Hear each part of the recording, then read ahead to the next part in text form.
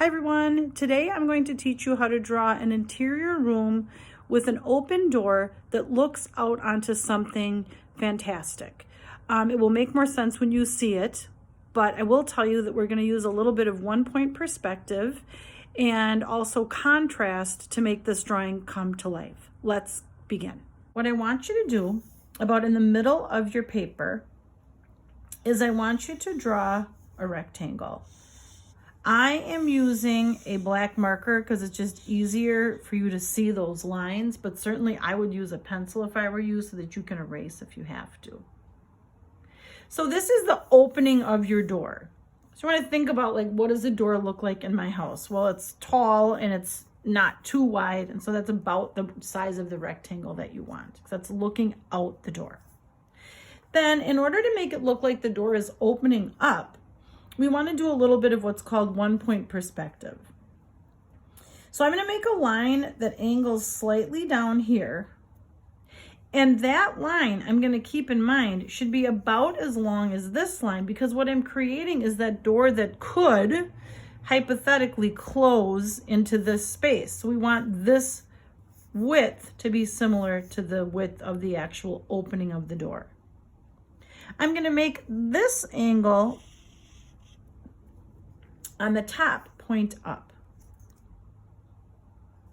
Then I'm going to connect these two lines as best as I can to make a straight line. So as you can see, this is the door that would close into that door. I want to make the edge of that door. So I'm going to make two little lines that are pointing this way and this way. And then again, I'm going to create this straight line that goes up. That's the edge of my door. Here I'm going to make a doorknob. And then here I'm just going to make a little peep of a doorknob, because technically I wouldn't be able to see that whole thing. I would just maybe be able to see part of it sticking up. In fact, I'm looking at my door right now and I can see the whole knob, then I can just see part of the one on the other side. You could even make like a keyhole or a lock up here, whatever you'd like to do. Okay, the next thing that we're going to do is we're going to add a window up here. So in order to make this window also look convincingly like it's going back into space, I'm going to keep this line straight up and down. And I'm going to keep this line straight up and down. But you know what I'm going to do with this one?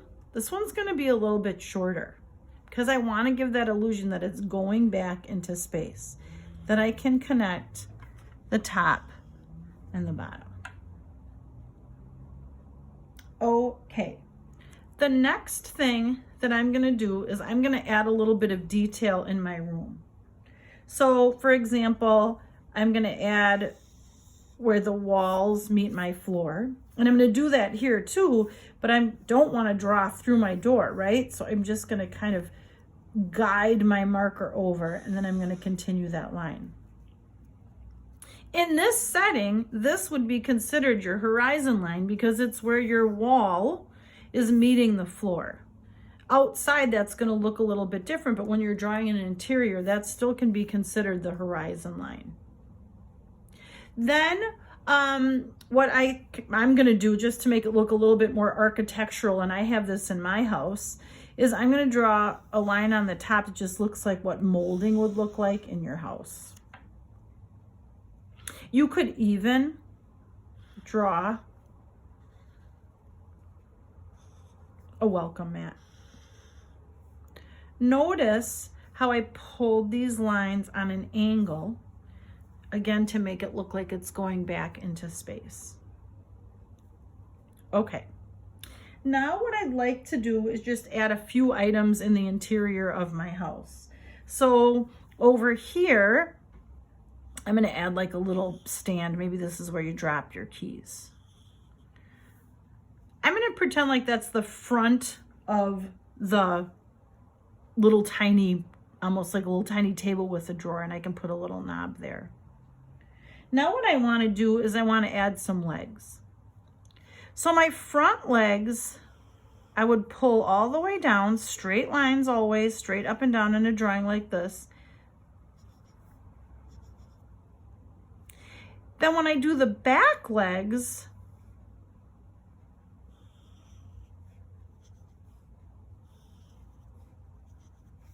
notice how I went in a little bit, and then when I pulled down the legs for length, I made them shorter. I still made sure that I came all the way down to what I'm thinking about as my floor, because I want it to look like all 4 legs are sitting on the floor. Then I could do a little lamp here.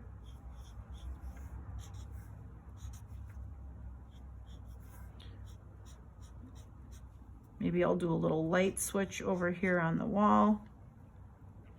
And then, you know what I'm gonna do here? I'm gonna pretend like there's like a round mirror. Maybe it's hanging up by a little string or something. You could even make that a picture and draw something in there as if you had a painting on your wall. I like mirrors a lot. I have a lot of mirrors in my house. Okay, now here's where you can get really clever and create that illusion. So here we have this kind of, you know, regular looking interior, right? But then outside, you could draw a galaxy. You could draw a outdoor like landscape scene. You could draw a beautiful sunset.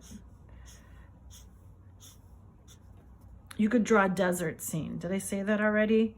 And I think a galaxy could look really cool, or like you're out in space, or spaceships, or whatever that you'd like out there to draw.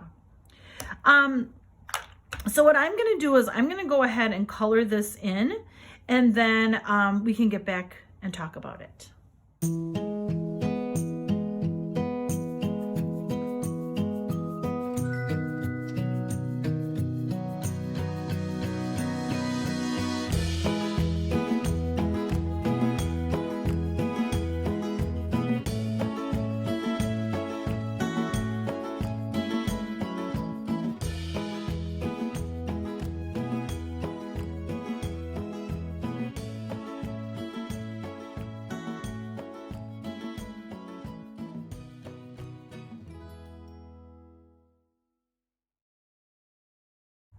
All right, so here's my finished drawing.